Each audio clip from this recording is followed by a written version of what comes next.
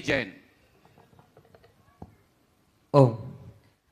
पूज्य गुरुवर के चरणों में बारंबार नमोस्तु नमोस्तु नमोस्तु। माता जी को बंदामी, छुल्लक जी को इच्छा में। गुरुवर, प्राचीन गुरुकुलीन शिक्षा पद्धति का आधार नैतिक शिक्षा व आध्यात्मिक संस्कार थे, लेकिन आज वर्तमान समय में जो लार्ड मेकाले की शिक्षा नीति हमारे भारत देश में चल रही है, वह शिक्षा नीति नैतिक संस्कार और आध्यात्मिक संस्कारों से बहुत दूर है। इस शिक्षा नीति में आजीविका उपार्जन की शिक्षा तो बहुत बड़े स्तर पर दी जाती है, लेकिन संस्कार नहीं दिए जाते। इसी को और आज का हर एक अभिभावक अपने बच्चों को सीबीएसई जैसी उच्च स्तरीय शिक्षा दिलाना चाहता है। इसी को ध्यान में रखते हुए पूज्य गुरुवर आपके आशीर्वाद से श्रवण संस्कृति संस्थान सांगानेर की एक लघु शाखा सीबीएसई जैसी उच्च स्तरीय शिक्षा देने के लिए, नैतिक व आध्यात्मिक संस्कारों को देने के लिए संत सुधासागर छात्रावास के रूप में सन 2013 में खनिया थाना में संचालित की गई है। गुरुवार गत वर्ष संस्थान के छात्रों ने आगरा में कुछ कार्यक्रम प्रस्तुत किया था और वह कार्यक्रम हमारे श्रीमती नम्रता जी ने ऑस्ट्रेलिया में देखा और बहुत अच्छी प्रभावित हुई और इनकी भावना थी उस कार्यक्रम को देख करके, जब भी हम इंडिया आएंगे, भारत आएंगे, तो सबसे पहले हम संस्थान जरूर आएंगे, वहाँ जो बच्चों की गतिविधियां चल रही हैं उन गतिविधियों को देखेंगे। और इस बार जब उनका भारत आना हुआ तो सबसे पहले संस्थान आई। संस्थान में जब बच्चों की गतिविधियां देखी, पूरा प्रांगण देखा, बहुत प्रभावित हुई और संस्थान के लिए बहुत अच्छा सहयोग भी आपके माध्यम से दिया गया। महाराज से जिज्ञासा ये है कि विदेश में रह करके भी ऐसे नैतिक और आध्यात्मिक संस्कारों के लिए जो संस्थाएं चल रही हैं, उसमें इस प्रकार से इनका जुड़ना हो रहा है, ये इनके लिए कितने पुण्य की बात होगी। नमोस्तु महाराज। जब व्यक्ति बाहर दुनिया को देख लेता है ना, तो उसे अंदर की दुनिया समझ में आ जाती है।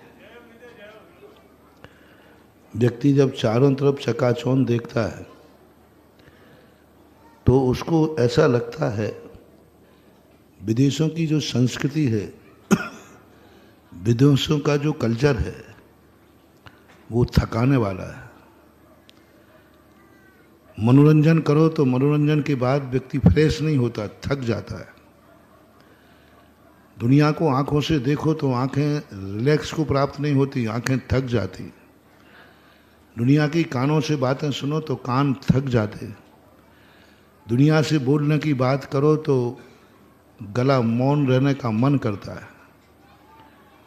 तो व्यक्ति जब देख रहा है कि हम जितनी भौतिकता की तरफ दौड़ रहे हैं तो एनर्जी नहीं बढ़ रही है, बल्कि एनर्जी कम हो रही है, थक रहा है। सोचता है जिंदगी के अंत समय में मैंने क्या पाया। तो ऐसे समय में उसके अंदर एक खोज शुरू होती है अंतर जगत की, जिसे अध्यात्म कहते हैं। अध्यात्म की तरफ जितना व्यक्ति मुड़ता है, थकता नहीं है, बल्कि एनर्जी फुल होता है। मंदिर से जाने के बाद व्यक्ति थका हुआ नहीं होता। एक क्लब से जब व्यक्ति लौटता है तो थका हुआ लौटता है, और मंदिर से जब लौटता है तो थका हुआ नहीं लौटता, कुछ ऐसा लगता है कि मैं कुछ पाके लौट रहा हूँ।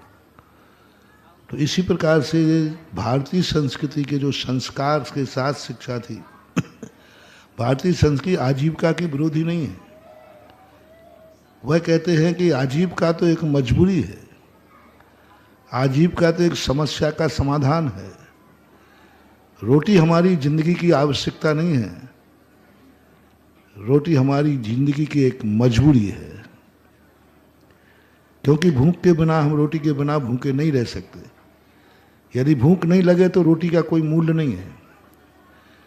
जैसे रोग की कीमत है, इसी प्रकार क्षुधा रोग के बाद रोटी की कीमत है।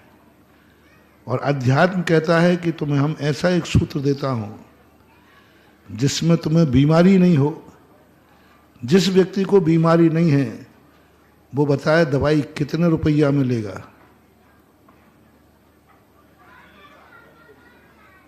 1 लाख रुपए की टैबलेट है। चलो आज तुम्हें सबको एक एक टैबलेट खिलाता हूँ फ्री में, 1 लाख की है। सबसे पहले राज, तो भी तुम कहोगे कि नहीं अब कोई कीमत नहीं है। तो इससे सिद्ध होता है ये सब चीजें गिर है। और भारतीय शिक्षा पद्धति में यही है कि जो कुछ तुम्हारे संसार की दृष्टि से देख रहे हो इसे तुम मजबूरी में ग्रहण करो, और धर्म जो तुम्हें दे रहा है उसे अपना स्वभाव मान करके ग्रहण करो। यह मजबूरी नहीं, भोजन मजबूरी में करो, पूजा मजबूरी में नहीं। मकान मजबूरी में बनाओ, क्योंकि बिना उसके हम रह नहीं सकते। विचार करो नहीं मकान बनाना पड़ेगा, उसके बिना हम नहीं रह, उसको मजबूरी कर दो कि मजबूरी में बना। लेकिन मंदिर मजबूरी में नहीं बनाना, मंदिर स्वभाव मान के बनाना है, मजबूरी नहीं। और जहां जो काम मजबूरी से नहीं किया जाता है, समझ लेना चाहिए वही हमारे विकास का कारण बनता है। तो भारतीय संस्कृति में उन संस्कारों को दिया जाता है जो तुम्हें मजबूरी में ना करना पड़े, जिसको करने के बाद तुम थको नहीं, बल्कि करने के बाद एक आनंद की लहर आए, आज मेरे से कुछ अच्छा काम हुआ है, ऐसा जिज्ञासा रखेंगे। और जो इसका बढ़ावा देते हैं ऐसे संस्कारों को, मैं तो विदेशों से हमेशा कहता हूँ, जैनियों से, भले तुम्हें वहाँ धन कमाने के लिए जाना पड़ा क्योंकि धन का आकर्षण है वहाँ, लेकिन धन वहाँ कमाओ, लेकिन खर्च अपने भारत देश में करो। गुजराती में अंदर एक विशेष प्रकार की एक जाति है जिसके सबसे ज़्यादा NRI विदेशों में रहते हैं। एक छोटे से गांव में हमारा बिहार हुआ और बहुत बड़ी हॉस्पिटल था, बहुत बढ़िया विद्यालय था और पूरे गांव का बहुत अच्छा वातावरण था। मैंने इस गांव में तो लोग इतने अमीर नहीं दिख रहे हैं, पर इतना बड़ा हॉस्पिटल कैसे है, इतना बड़ा विद्यालय है, सब कुछ अच्छा है। तो मैंने कहा भाई आप लोगों की तो इतनी कमाई है नहीं, फिर इतना सब कैसे? बोले हमारे गांव के हर घर में से कोई एक NRI है विदेश में। वे कमाते वहां हैं, गमाते अपने गांव में हैं। वहां से कमाएंगे लेकिन यहां हर साल आकर के कुछ ना कुछ वहां पर करेंगे। धन वहां से ले रहे हैं और संस्कार भारत से ले रहे हैं। कमाना है तो विदेश में कमाओ और गमाना है तो भारत में गमाओ, क्योंकि गमाने का तरीका यहां दान का है। विदेशों में लोग गमाते हैं उसको दान नहीं बोलते, भोग विलासता बोलते, और यहाँ जो कमाया जाता है उसको दान बोलते हैं, धर्म बोलते हैं। तो ऐसे ही भाई जैनी विदेशियों से मेरा कहना है, आप यदि गए ही हैं कमाने के लिए तो कमाओ, लेकिन अपनी कमाई का कोई ना कोई अंश ते हुए भी मिल सकता है, क्योंकि ये संस्कार ही ऐसे होते हैं।